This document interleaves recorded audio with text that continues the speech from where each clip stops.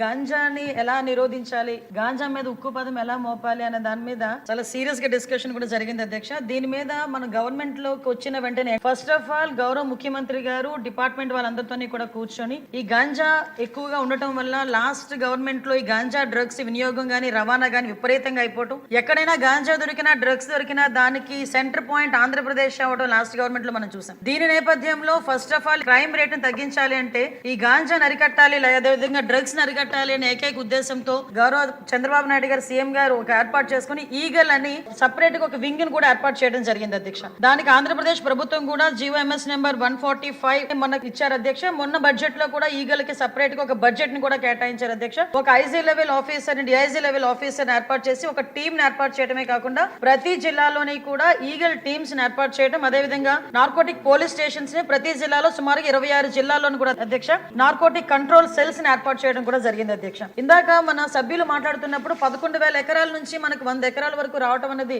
సంతోషంగా ఉంది అని చెప్పారు. దీన్ని కూడా ఎలా కంట్రోల్ చేయాలి, దానికి సంబంధించిన ప్రతి ఇన్ఫర్మేషన్ కూడా డిపార్ట్మెంట్ వాళ్ళ దగ్గర ఉంటుందని చెప్పారు అధ్యక్ష. అది ఉండడానికి నిజంగా ఒక 20 హాట్ స్పాట్లను కూడా ఈగల్ టీమ్ అదేవిధంగా డిపార్ట్మెంట్ వాళ్ళందరూ కూడా ఐడెంటిఫై చేశారు అధ్యక్ష. సుమారుగా మనం చూసుకుంటే అధ్యక్ష నెంబర్ ఆఫ్ విలేజెస్ చూసుకుంటే దగ్గర 7 విలేజెస్ లో అధ్యక్ష 375 అంటే మండలాల్లో 7 మండలాల్లో 375 విలేజెస్ లో ఈ హాట్ స్పాట్స్ గుర్తించి కల్టివేషన్ చేయకుండా తీసుకునే బాధ్యతను కూడా తీసుకున్నారు అధ్యక్ష. ఒక ఎగ్జాంపుల్ చెప్పాలి అధ్యక్ష, 359 ఫ్యామిలీస్ ఇందులోని గత కొన్ని సంవత్సరాలుగా వీళ్ళు హ్యాబిచువల్ అఫెండర్స్ అధ్యక్ష. కల్టివేషన్ చేస్తూనే ఉంటారు, ఎంతమంది చెప్పనేయండి ఎన్ని చేయనియండి వాళ్ళు అక్కడ కల్టివేషన్ చేస్తూనే ఉంటారు అనమాట. మన గవర్నమెంట్ వచ్చిన తర్వాత 359 ఫ్యామిలీస్ ని కూడా ఐడెంటిఫై చేసి వాళ్ళకి ఆల్టర్నేట్ క్రాప్స్ ఇచ్చి ఈ సంవత్సరం ఒక ప్లాంట్ కూడా వేసుకునే పరిస్థితి లేకుండా వాళ్ళని మోటివేట్ చేసుకుని వాళ్ళు మన కంట్రోల్లో పెట్టుకునే పరిస్థితి వచ్చింది అధ్యక్ష. దీనికి చెప్పేది ఏంటంటే ఏ రకంగా తగ్గించారు 11,000 ఎకరాల నుంచి 100 ఎకరాల వరకు అని చెప్పడానికి ఇది ఒక ఎగ్జాంపుల్ గా చెప్తున్నాం అధ్యక్ష. సుమారుగా ఈ గంజాయి సాగు చేసిన తర్వాత ట్రాన్స్పోర్టేషన్ కూడా చూసుకుంటే అధ్యక్ష